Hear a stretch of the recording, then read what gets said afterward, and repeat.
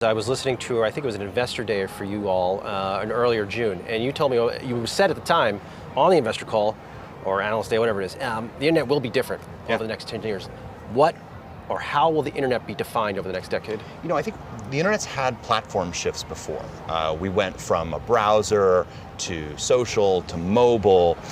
AI is a platform shift. The way that consumers are consuming information is through that AI interface. And that's the way that they're consuming information today. It's the way that they're going to do commerce going forward. And the adoption rate has been just amazing. A third of the world's population is already using generative AI tools in just 3.5 years. That, to give you some sense, that's twice the adoption rate that we saw with mobile, which was the last fastest growing technology that's out there. And so as these things become the place where we consume information, what that means is if you're a platform, if you're Yahoo Finance or the New York Times or anyone else, fewer eyeballs are getting back to you. And so the old internet business model of showing advertising or selling subscriptions isn't going to work in this new world where information is consumed in the AI platforms themselves. Your agents don't click on ads. And so that's going to require us to find some other way to make sure that content creators like yourself and others continue to get compensated for what is critical content that they're creating. What is the way? What is the way towards survival?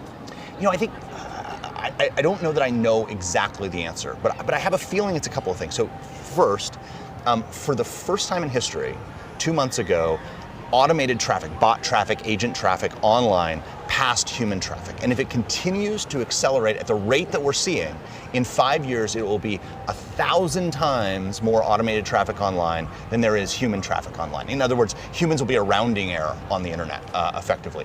What that means is there's going to be a whole bunch of additional infrastructure which is needed in order to build that up and in order to support it, and someone's going to have to pay for that. And so I think that there's going to be some version, which the internet consumed from the very beginning, of if an agent is accessing a page, there's going to be some kind of micropayment that goes back. But to give you some sense, Cloudflare, we process about 500 million internet requests per second, all day long. We think between 1% and 10% of that will be appropriate for some sort of microtransaction, which means that we have to build a little financial system that can do tiny little transactions at day one, 10 million transactions per second to scale in a really reasonable time to 100 million transactions per second.